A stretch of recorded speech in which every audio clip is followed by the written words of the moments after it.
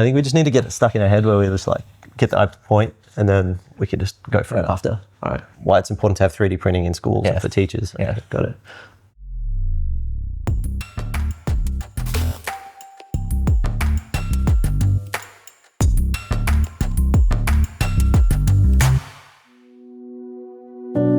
So a lot of students, especially in the last 5 to 10 years, who came straight out of school or came out of university, they wouldn't have a lot of the skills that we needed for things like adaptability, resilience, being able to demonstrate they could work really well in a team. Today's world is a technologically driven world. We need to have young people learn about the technology and use it as required in their workplace, but also to develop it. The curriculum doesn't necessarily facilitate work in this 3D printing space. We had to really take initiative because the structures weren't there to support the work. So you've got a skills gap where it's difficult to find formal training with new technology, especially when it's always changing.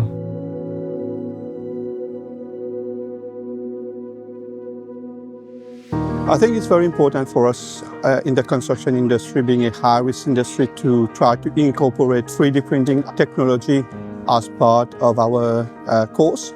Because not only we are using that technology to show them, but it is the technology that they will use in the future in their job. 3D printing transforms students from passive learners to active creators, merges creativity with problem solving and critical thinking, while offering real-world applications in engineering, design and manufacturing. These are really useful skills for building up resilience, because you build a project to fail. When it fails, you find out how it fails, you rebuild it. It can be used in humanities, it can be used in arts, it can be used in technology and maths and science. 3D printing definitely sparks innovation and creativity in the kids in the classroom. Just starts a whole evolution of like creative thinking and building things and how to iterate and how to make the next version of what you're trying to build. Now with different type of materials that we got in 3D printing, we actually can not only prototype it, but we can actually reduce the cost of like anything that can go wrong. For me as a machine designer, that was a very, very important tool to have. It gives us the opportunity for students to have an immediate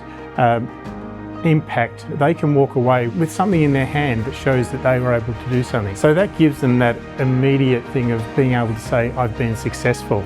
It gives you that ability to be able to create something that you have been inspired by. I think it gives you a means of exploring beyond the textbook, beyond the two-dimensional drawing. It's really exciting when they start to see that they've kind of got their own factory and they can start to do whatever they want.